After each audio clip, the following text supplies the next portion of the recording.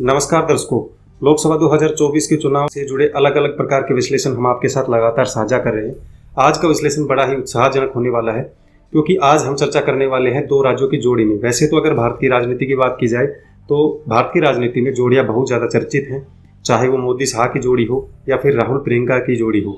आज के इस विश्लेषण में हम अलग अंदाज में अपनी चर्चा को शुरू करते हैं और सबसे पहले जानने की कोशिश करते हैं कि किन किन राज्यों के अंदर बीजेपी को अच्छा परफॉर्मेंस दिखा रहा है। तो हमेशा की तरह हमारे साथ यहाँ पे चर्चा करने के लिए उपस्थित है सर पुरुषोत्तम शर्मा जी। तो सर जैसे अपने इंट्रो में आपने बताया दर्शकों को कि किस प्रकार से हम यहाँ पे जो है राज्यों की जोड़ी के अंदर बात करने वाले हैं। तो सर सबसे पहले मैं अगर दो जोड़ियों की बात की जाए, दो स्टेटों की बात की जाए, तो मैं सबसे पहले स्टेट की बात करना चाहूंगा, राजस्थान और हरियाणा की। इसमें किस प्रकार की जो है राजनीति अभी फिलहाल बीजेपी के पक्ष में या फिर यूं कहे कि इंडिया गठबंधन के पक्ष में कैसी देखने को मिल रही है? देखिए, जैसे आपने अपने इंट्रो में भी बताया कि आज का वीडियो थोड़े अलग स्टाइल का होने वाला है। उसमें हम बात करने वाले हैं कि भाई जोड़ी में, जैसे राजनीति में भी जोड़ियां बड़ी फेमस हैं। जैसे राजनीति में मोदी और शाह की जोड़ी हो, राहुल या प्रियंका की जोड़ी हो, मतलब ये जोड़ियां काफी फेमस है। ऐसे ही हम जोड़ी में राज्यों की तुलना करेंगे, ऐसी हम जोड़ियां बताएंगे जहां पर बीजेपी को फायदा हो रहा है और ऐसी जोड़ियां बताएंगे जहां पर बीजेपी को नुकसान हो रहा है और इंडिया गठबंधन आगे बढ़ता हुआ दिखाई दे रहा है। जी, तो चलिए इस चर्चा की शुरुआत करते हैं। जैसा आपने सवाल किया था, पहली जोड़ी की बात की जाए तो राजस्थान और हरियाणा का, जी, जहां पर कहा जाता है दूध दही का खाना, नाम है उसका हरियाणा। जी। तो राजस्थान और हरियाणा की बात की जाए, एक ऐसा स्टेट है जहां पर चुनाव हो लिया है और एक ऐसा स्टेट है जहां पर चुनाव 25 मई को होना है। राजस्थान में अगर बात की जाए तो 25 लोकसभा सीटें हैं और हरियाणा में लोकसभा सीटों की बात की जाए तो 10 लोकसभा सीटें हैं। जी।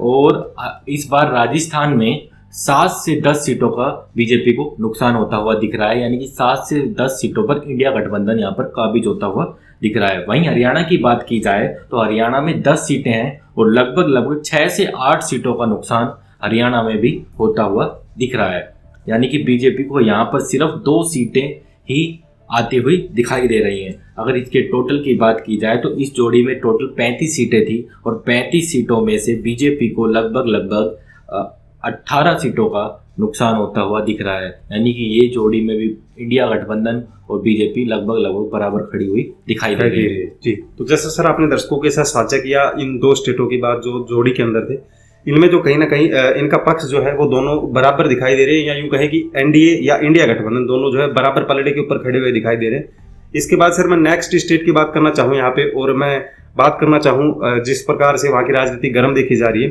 तो मैं यहाँ पे चर्चा करना चाहूँगा सर पंजाब और दिल्ली की। तो इसमें जो है किस प्रकार का माहौल बीजेपी के पक्ष में कितना और यूं कहे कि इंडिया गठबंधन के पक्ष में कितना दिखाई दे रहा है? देखो, पंजाब और दिल्ली को जोड़े में हमने इसलिए साथ रखा है क्योंकि देखो दोनों जगह आम आदमी पार्टी की सरकार है जी, और बॉर्डर भी आपस में दोनों स्टेट शेयर करते हैं। इस हमारे विश्लेषण में 2 केंद्र शासित प्रदेश और 1 राज्य शामिल है। जैसे अगर आप दिल्ली की बात की करें तो दिल्ली में 7 लोकसभा सीटें हैं और बीजेपी का परफॉर्मेंस 2014 की बात हो, 2019 की बात हो, यहाँ पर 100% रहा है, यानी कि 7 की 7 सीटें बीजेपी जीतती आई है। लेकिन इस बार 2 सीटों का नुकसान होता हुआ साफ साफ दिल्ली में भी दिख रहा है। वहीं दूसरी स्टेट की अगर बात की जाए जो है पंजाब में 13 लोकसभा सीटें हैं और यहाँ पर बीजेपी पिछले बार 2 सीटें जीतने में कामयाब रही थी। इस बार 13 की 13 सीटें इंडिया गठबंधन के खाते में जाती हुई दिखाई दे रही हैं। वहीं बात करें एक चंडीगढ़ की, जहाँ पर बीजेपी काबिज थी पिछली बार, ये सीट भी इस बार बीजेपी हारती हुई दिखाई दे रही है। चंडीगढ़ के मेयर चुनाव से एक कंट्रोवर्सी भी जुड़ी हुई है जो जाकर सुप्रीम कोर्ट में जिसका फैसला आया।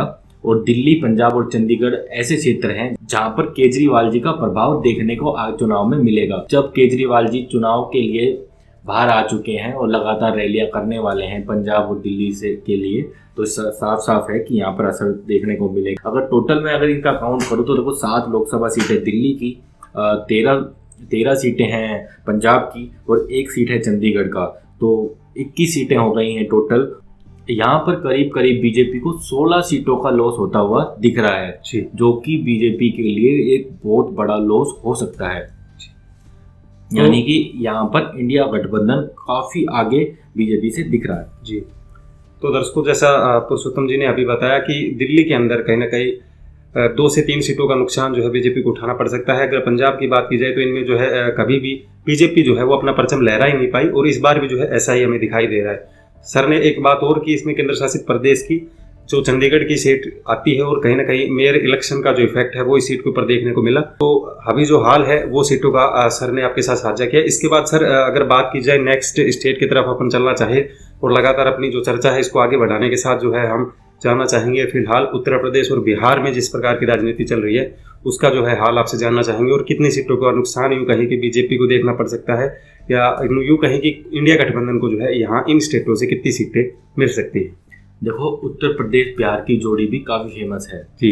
और उत्तर प्रदेश की बात की जाए तो यहाँ पर 80 लोकसभा सीटें हैं, और बिहार की बात की जाए तो यहाँ पर 40 लोकसभा सीटें हैं जी। लगभग 120 सीटें हो गई हैं, जो कि प्रधानमंत्री बनने में अहम भूमिका निभाती हैं। देखो, बीजेपी की अगर 2019 की बात की जाए उत्तर प्रदेश में, तो बीजेपी ने यहाँ पर 62 सीटें जीती थी। वहीं अगर बिहार की 40 सीटों में से बात की जाए तो 39 सीटें एनडीए गठबंधन ने जीती थी। इस बार के समीकरण कुछ अलग ही कह रहे हैं। उत्तर प्रदेश पे अगर ग्राउंड जीरो पे जब पब्लिक से बात की जा रही है तो वो ये कह रहे हैं कि इस बार 50 सीटें जीतना भी बीजेपी के लिए बहुत मुश्किल साबित होगा जी। वहीं राजनीतिक विश्लेषक ये कह रहे हैं कि बीजेपी 60 का आंकड़ा छू सकती है। वहीं अगर इनका इसके बीच का भी आंकड़ा पकड़ूं तो मुझे ऐसा लगता है कि 50 से 55 सीटें बीजेपी को उत्तर प्रदेश में मिलने जा रही है, यानी कि करीब 5 से 6 सीटों का नुकसान उत्तर प्रदेश में बीजेपी को हो सकता है जी। वहीं अगर मैं बिहार की बात करूं तो बिहार में जैसे आपको मैंने बता दिया कि 40 सीटें हैं, बीजेपी 39 सीटें पिछली बार जीतने में कामयाब रही थी। इस बार बीजेपी को करीब 10 सीटों का तो अगर आराम से नुकसान होता हुआ दिख रहा है। लोग तो ये तक भी कह रहे हैं कि बीजेपी का यह नुकसान 15 से 20 सीटों तक भी हो सकता है, लेकिन 10 सीटों का नुकसान तो कहीं भी नहीं जा रहा है। इतना तो शायद बीजेपी के नेता भी मानकर चल रहे हैं। जैसे अगर आपको मैं बताऊं तो 120 सीटें हैं और 120 सीटों में से 30 सीटें उत्तर प्रदेश में से, 10 सीटें बिहार में से, तो ऐसे 40 सीटें इंडिया गठबंधन के खाते में जाती हुई दिखाई दे रही हैं और 80 सीटें बीजेपी एनडीए गठबंधन उत्तर प्रदेश बिहार में से जीतता हुआ दिख रहा है। यहाँ पर साफ है कि एनडीए गठबंधन कहीं ना कहीं एनडीए या बीजेपी गठबंधन आगे दिखता हुआ दिखाई दे रहा है, लेकिन अगर पिछले बार से तुलना करें तो गिरावट जरूर देखी जा रही है। तो दर्शकों, जैसा सर ने उत्तर प्रदेश और बिहार का बताया कि अगर बात की जाए 2019 लोकसभा चुनाव की, तो उसके बाद इस साल जो है 15 से 20 सीटों का नुकसान इन स्टेटों में देखना पड़ सकता है। तो इसके बाद सर हम यहाँ पे चर्चा करना चाहेंगे बंगाल और झारखंड की, जिसमें जो है बीजेपी और कांग्रेस या फिर यूँ कहे कि इंडिया गठबंधन जो है अपना किस पायदान के ऊपर खड़ा हुआ दिखाई दे रहा है। देखो, बंगाल झारखंड की अगर बात की जाए तो बंगाल में 42 लोकसभा सीटें हैं। वहीं झारखंड की बात की जाए तो यहाँ पर 14 लोकसभा सीटें हैं जी। बंगाल में अगर मैं सबसे पहले बात कर लूँ तो बंगाल में बीजेपी पिछली बार 18 सीटें जीतने में कामयाब रही थी जी, यानी कि 2019 की मैं बात कर रहा हूँ। इस बार जितने भी राजनीतिक विश्लेषकों से बात हो रही है तो वो ये कह रहे हैं कि बीजेपी पिछले बार वाला परफॉर्मेंस सुधार सकती है और यहाँ पर वो 20 से 22 सीटें जीत सकती है, यानी करीब 2 से 3 सीटों का फायदा हो सकता है। और जो टीएमसी है उसकी सीटों में कमी हो सकती है। जो सीटें बीजेपी की बढ़ेंगी वो उतनी सीटें टीएमसी की कम होने जा रही है। कांग्रेस की जितनी सीटें पिछले बार थी उतनी ही सीटें इस बार भी आ रही हैं। वहाँ पर पिछली बार उन्होंने 2 सीटें जीती थी, हो सकता है इस बार वो 2 सीटें जीतने में कामयाब रहे। उनके ग्राफ में कोई कमी और बढ़ोतरी नहीं होती दिख रही। वहीं अगर जो जितना भी सीट बीजेपी को अधिक आएगा वो टीएमसी का टूटेगा, अगर टीएमसी को ज़्यादा सीटें आएंगी तो बीजेपी का टूटेगा वोट बैंक। वहीं पब्लिक ओपिनियन की अगर बात करें तो लोग ये भी तक भी कह रहे हैं कि बीजेपी इस बार 15 तक भी आ सकती है, लेकिन अगर मोटा देखा जाए तो ऐसा होना मुझे संभव नहीं लगता है। बीजेपी इस बार कुछ बढ़त ही दिखाएगी, वहाँ पर कमी होना तो मुश्किल है। ये तो पिछले वाला परफॉर्मेंस तो बीजेपी का कहीं नहीं जा रहा है। अगर देखो झारखंड की मैं बात करूं तो झारखंड में 14 लोकसभा सीटें हैं। पिछली बार बीजेपी 12 सीट जीतने में कामयाब रही थी और इस बार यहाँ पर इन 2 से 3 सीटों का लॉस हो सकता है, यानी कि बीजेपी करीब 10 सीटों तक आ सकती है यहाँ पर, लेकिन बड़ा लॉस होता हुआ दिखाई नहीं दे रहा है। यहाँ के मुख्यमंत्री भी जेल में हैं, लेकिन उसका इम्पैक्ट अगर समीकरण में देखें तो देखने को नहीं मिल रहा। अगर देखो मैं इनकी टोटल की बात करूं तो यहाँ पर 56 सीटें हो गई हैं। 56 में सीटों में से बात करूं तो बीजेपी के खाते में 28 लोकसभा सीटें जाती हुई दिख रही है। वहीं बाकी की सीट अदर के खाते में जा रही हैं। उसमें से जैसे अगर टीएमसी की बात करें तो वो इंडिया गठबंधन के साथ अभी नहीं है, तो उनके खाते में जा रही हैं लगभग 20 से 22 सीटें, और बाकी का 1 से 2 सीटें या 3 सीटें कांग्रेस के खाते में, और कुछ अन्य वहाँ के जो लोकल दल हैं झारखंड के उनके खाते में जाती हुई दिख रही है। यानी कि बीजेपी को यहाँ पर 28 सीटें आ रही हैं। यहाँ पर नो लॉस नो प्रॉफिट वाली जैसा समीकरण इन दोनों राज्यों में दिख रहा है। जी, तो जैसा सर पुरुषोत्तम जी ने अभी आपको साझा किया ये चीज़ कि झारखंड की बात कर ली जाए तो वहाँ पे जो है हेमंत सोरेन जी जो अभी हाल के अंदर जेल में है, उनका जो है इम्पैक्ट इन सीटों के ऊपर बीजेपी को कहीं भी दिखाई नहीं दे रहा। यानी कि बीजेपी जिस कंडीशन पे 2019 लोकसभा चुनाव से पहले खड़ी थी वैसी ही अभी दिखाई दे रही है। तो सर इसके बाद मैं यहाँ पे अपने दर्शकों के साथ इस चर्चा को आगे बढ़ाते हुए बात करना चाहूँगा महाराष्ट्र और कर्नाटका की। इसमें जो है किस प्रकार की राजनीति जो है वो देखी जा सकती है, या बीजेपी या फिर यूँ कहे कि इंडिया गठबंधन यहाँ पे कितना जो है काबिज होता हुआ अपने को दिखाई दे रहा है। देखो अगर महाराष्ट्र और कर्नाटक की जोड़ी की बात की जाए तो महाराष्ट्र में 48 लोकसभा सीटें हैं और कर्नाटक में 28 लोकसभा सीटें हैं। अगर इनका टोटल की बात की जाए तो 76 सीटों की हम बात करने जा रहे हैं। पिछली बार की बात की जाए तो एनडीए गठबंधन महाराष्ट्र में 41 सीटों को जीतने में कामयाब रहा था। वहीं कर्नाटक की बात की जाए तो वहां पर 28 लोकसभा सीटें हैं और बीजेपी पिछले बार यहाँ पर 25 लोकसभा सीटें जीतने में कामयाब रही थी जी। लेकिन इस बार के समीकरण यहाँ पर भी बदल चुके हैं। महाराष्ट्र की बात की जाए तो महाराष्ट्र में बीजेपी को इस बार 20 से 22 सीटें आती हुई दिख रही है। इंडिया गठबंधन और एनडीए गठबंधन का बराबर परफॉर्मेंस रहता हुआ दिखाई दे रहा है। वहीं कर्नाटक की बात की जाए तो कर्नाटक में अंदर खाने ये बात चल रही है कि बीजेपी अगर बहुत अच्छा भी करती है इस बार तो भी 15 से 16 सीटों तक सिमटने जा रही है। यानी कि 10 सीटें तो 10 से 11 सीटें तो कम होती हुई यहाँ पर दिख रही है। अगर 76 सीटों में से बात की जाए तो 10 से 11 सीटों का लॉस महाराष्ट्र में हो रहा है और 10 से 11 सीटों का लॉस यहाँ पर आपके कर्नाटक में हो रहा है। यानी करीब करीब बीजेपी को 20 से 22 सीटों का नुकसान होता हुआ दिख रहा है 76 सीटों में से। अगर बीजेपी की सीटें की बात की जाए तो बीजेपी को 34 से 35 सीटें जीतती हुई दिख रही है और बाकी की सीटें अगर आप 75 सीटों में से बात की जाए तो इंडिया गठबंधन के खाते में जा रही है। इंडिया गठबंधन यहाँ पर थोड़ा आगे जरूर दिखाई दे रहा है लेकिन यहाँ पर भी मुकाबला लगभग बराबरी का सा है। तो दर्शकों जैसा सर ने आपके साथ साझा किया अभी महाराष्ट्र और कर्नाटका का हाल, इसमें जो है कहीं ना कहीं बीजेपी अगर बात की जाए सर्वे की जो लगातार निकल के आ रही है तो इनमें कहीं ना कहीं बीजेपी यूँ कह सकते हैं या तो वो बराबर कंडीशन के ऊपर जो है पिछले वाली तुलना के अंदर की जाए 2019 के चुनाव से, तो या तो वही परफॉर्मेंस उसकी दिखाई दे सकती है, या फिर यूँ कहें अगर कर्नाटका की बात करें या महाराष्ट्र की जिस प्रकार की राजनीति है इसमें उथल पुथल मची हुई है उसमें जो है इनको 20 से 22 सीटों का नुकसान उठाना पड़ सकता है।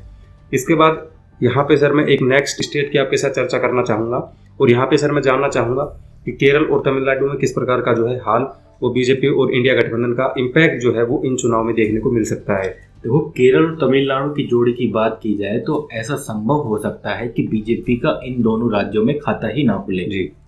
केरल में 20 लोकसभा सीटें आती हैं और तमिलनाडु में 39 लोकसभा सीटें आती हैं। तो केरल में तो बीजेपी का खाता नहीं खुल रहा है, ये तो कंफर्म हो चुका है लगभग हर सर्वे में जितनी रिपोर्ट्स आ रही हैं। 20 की 20 सीटें इंडिया गठबंधन या अदर्स के खाते में जाती हुई दिख रही हैं। वहीं अगर तमिलनाडु की बात की जाए तो वहाँ पर खाता खुल भी सकता है और नहीं भी। ऐसा संभव है कि वहाँ पर बीजेपी 1 या 2 सीट जीत जाए लेकिन चांसेस बहुत कम है और कंपटीशन बहुत ज़्यादा टफ है बीजेपी के लिए वहाँ पर चुनाव जीतना। इतने भी समीकरण आ रहे हैं पीछे बीजेपी उन 1-2 सीटों पर भी पिछड़ती हुई दिख रही है। तो सीधा बात है कि ये 2 स्टेट भी यहाँ पर अगर आप सीटों की बात की जाए तो यहाँ पर 59 सीटें हो गई हैं और 59 सीटों में से बीजेपी के खाते में एक भी सीट नहीं आती हुई दिख रही है। यानी कि यहाँ पर भी चुनाव सीधा इंडिया गठबंधन और अदर के खाते में जाता हुआ दिख रहा है। अगर यहाँ तक की मैं बात करूँ तो करीब बीजेपी को 80 से 90 सीटों का नुकसान पिछले बार से होता हुआ दिख रहा है। तो सर जैसा अभी अपने दर्शकों के साथ हमने हाल जाना, जहाँ पे बीजेपी की तुलना की जाए 2019 के चुनाव से 2024 के चुनाव से, तो कहीं ना कहीं बीजेपी को इन सीटों पे जो है नुकसान उठाना पड़ सकता था। अभी सर हम चर्चा करना चाहेंगे यहाँ पे अगर बात की जाए जिन स्टेटों से बीजेपी को फायदा होता हुआ दिखाई दे रहा है, या फिर यूँ कहे कि बीजेपी इन स्टेटों के अंदर 100% अपनी परफॉर्मेंस दिखा सकती है। तो सबसे पहले सर अगर चर्चा करें, आप अपनी तरफ से जो है स्टेट रिकमेंड करो और जो है आप बताओ कि किस प्रकार कौन से स्टेट हैं जिनके अंदर बीजेपी जो है 100% अपनी परफॉर्मेंस दिखा सकती है। देखो, पहला स्टेट है जहाँ से प्रधानमंत्री जी खुद आते हैं, गुजरात और मध्य प्रदेश जी। गुजरात में 26 लोकसभा सीटें हैं और मध्य प्रदेश में 29 लोकसभा सीटें हैं। अगर टोटल नंबर की बात की जाए तो 55 सीटें यहाँ पर हो गई हैं जी।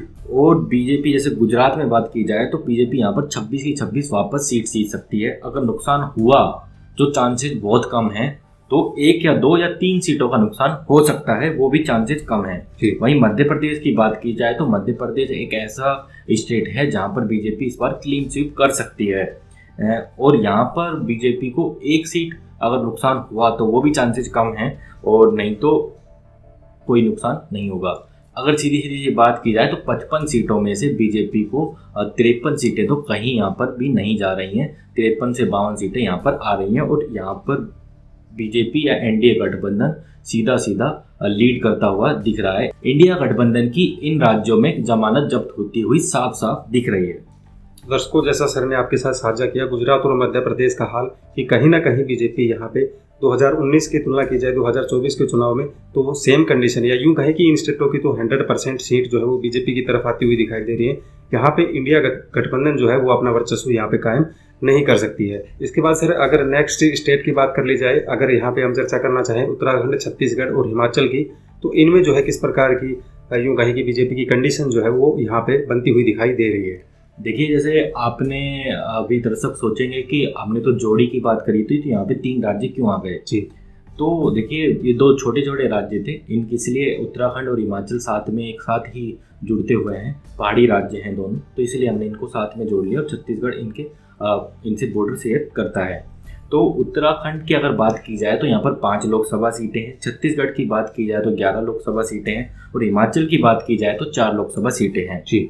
तो यहाँ पर टोटल नंबर हो गया है 20 जी। तो 20 में से बीजेपी करीब करीब 19 या 18 सीटें जीतने की पूरी संभावना है, या 20 की 20 सीटें भी बीजेपी के खाते में आ सकती हैं। देखो, उत्तराखंड में 5 सीटें हैं, 5 की 5 बीजेपी जीतती हुई दिखाई दे रही है। छत्तीसगढ़ में 11 सीटें हैं, 9 सीटें तो कहीं पे भी बीजेपी की नहीं जा रही हैं, बीजेपी यहाँ पर क्लीन स्वीप भी कर सकती है। और वहीं अगर हिमाचल में भी बीजेपी 4 की 4 सीटें जीतती हुई दिख रही है। अगर लॉस हुआ तो 1 सीट का लॉस यहाँ पर हो सकता है, यानी कि करीब करीब 20 सीटों में से बीजेपी 17 या 18 सीटें इस जोड़ी में भी जीतती हुई दिख रही है। तो दर्शकों, जैसा सर ने आपके साथ साझा किया, जिन स्टेटों के अंदर बीजेपी 100% यूँ कहे कि लोकसभा सीटें जो है इस चुनाव में उनकी देखने को मिल सकती है, जिनमें स्टेट थे गुजरात, मध्य प्रदेश, हिमाचल प्रदेश, उत्तराखंड और छत्तीसगढ़। इन स्टेटों में बीजेपी कहीं ना कहीं 100% जो है वो अपना वर्चस्व कायम किए हुए दिखाई दे रही है। तो सर, जैसा अभी हमने बात की हिमाचल प्रदेश, छत्तीसगढ़ और उत्तराखंड की, इसके बाद सर अगर बात की जाए और कुछ स्टेटों की, आंध्र प्रदेश और तेलंगाना की, इसमें जो है बीजेपी किस प्रकार की परफॉर्मेंस दिखा सकती है, या यूँ कहे कि इंडिया गठबंधन इन स्टेटों से कितना पिछड़ सकता है। देखो, आंध्र प्रदेश की बात की जाए तो यहाँ पर 25 सीटें हैं और तेलंगाना की बात की जाए तो 17 सीटें हैं जी। पिछली बार बीजेपी आंध्र प्रदेश में खाता भी नहीं खोल पाई थी और तेलंगाना की बात की जाए तो बीजेपी यहाँ पर 4 सीटें लेने में कामयाब रही थी जी। लेकिन इस बार ये कह रहे हैं कि बीजेपी आंध्र प्रदेश में चुनाव अच्छा लड़ रही है और 2 से 3 सीटें यहाँ पर निकाल सकती है जी।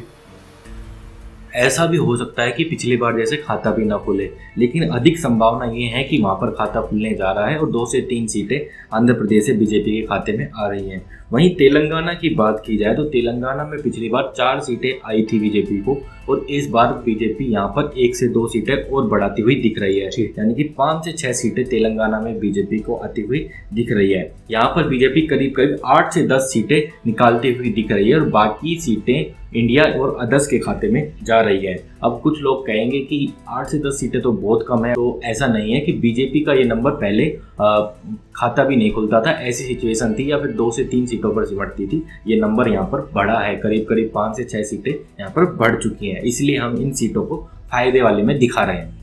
तो दर्शकों, जैसा सर ने आपके साथ आंध्र प्रदेश और तेलंगाना का हाल साझा किया और चर्चा की 2019 के चुनाव से इस चुनाव की तुलना भी आपस में करके बताई कि इन स्टेटों में कहीं ना कहीं बीजेपी की 2019 के चुनाव से तुलना की जाए तो इस बार जो है बीजेपी की सीटों में बढ़त देखने को मिल रही है और एनडीए गठबंधन जो है वो यहाँ पे अपनी सीटें गंवाता हुआ दिखाई देगा। तो सर, इसके बाद अगर चर्चा कर ली जाए उड़ीसा और नॉर्थ ईस्ट राज्यों की, तो उनमें जो है बीजेपी अपना किस प्रकार का परफॉर्मेंस जो है वो दिखा सकती है, क्योंकि बात की जाए सर, नॉर्थ ईस्ट के अंदर 7 स्टेट आते हैं और 7 स्टेटों के अंदर बीजेपी जो है किस प्रकार का परफॉर्मेंस जो है वो दिखा सकती है। साथ में अगर उड़ीसा की चर्चा करें तो यहाँ भी जो है इस प्रकार की परफॉर्मेंस वो दिखा सकती है। देखो, नॉर्थ ईस्ट की बात की जाए तो ये ज़्यादा संभावना है कि नॉर्थ ईस्ट में से बीजेपी के 2 राज्य असम और मेघालय को छोड़ दें तो बीजेपी को वहाँ पर नुकसान होता हुआ दिख रहा है और बड़ा नुकसान होता हुआ दिख रहा है।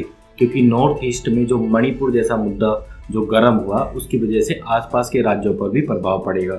लेकिन आपने इसके साथ जो राज्य जोड़ दिया उड़ीसा, तो जो नुकसान वहाँ पर होगा बीजेपी यहाँ से पूर्ति करती हुई दिख रही है। उड़ीसा में 21 सीटें हैं और 21 सीटों में से पिछली बार बीजेपी 8 सीटें जीतने में कामयाब रही थी और इस बार बीजेपी 8 से 14 सीटें जीत सकती है। यानी कि जो नॉर्थ ईस्ट में नुकसान होगा बीजेपी यहाँ पर बढ़ाते हुए दिख रही है, क्योंकि बीजेपी का यहाँ पर भी चुनाव काफ़ी मजबूत दिख रहा है।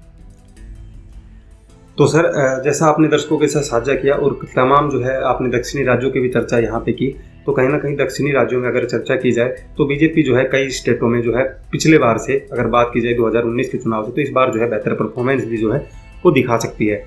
तो सर, अगर इस वीडियो को जो है अगर कैलकुलेशन निकाला जाए और मैं यहाँ पे आपसे पूछना चाहूँ कि बीजेपी को अगर तमाम जो जिन स्टेटों में बीजेपी की 70% सीट आ सकती है उनमें अगर टोटल सीटों की बात कर ली जाए तो कितने स्टेटों में जो है कितनी सीटें बीजेपी को देखने को मिल सकती है?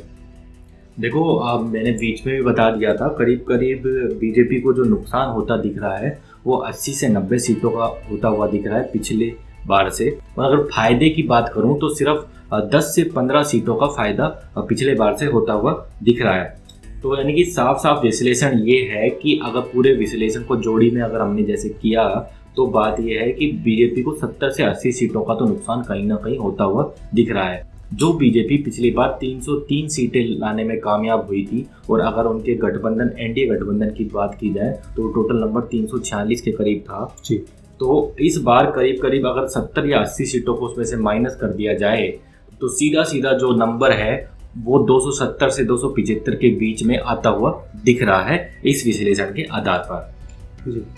तो दर्शकों, जैसे सर ने आपके साथ साझा किया आज की जो तमाम प्रकार की रिपोर्ट्स थी, तो दर्शकों फिलहाल जैसे हमने इंट्रो के अंदर जो चर्चा की थी कि जो है जोड़ियों के अंदर आप स्टेट वाइज जो है वो आपको बीजेपी और एनडीए का हाल बताएंगे, उसी प्रकार जो है हमने साझा किया। फिलहाल जो ये वीडियो है अगर आपको अच्छी लगे तो इस वीडियो को लाइक करके जो है आपका लाइक हम तक पहुँचाने का काम करें। और वहीं मैं देखो दर्शकों से लास्ट में एक निवेदन जरूर करना चाहूँगा।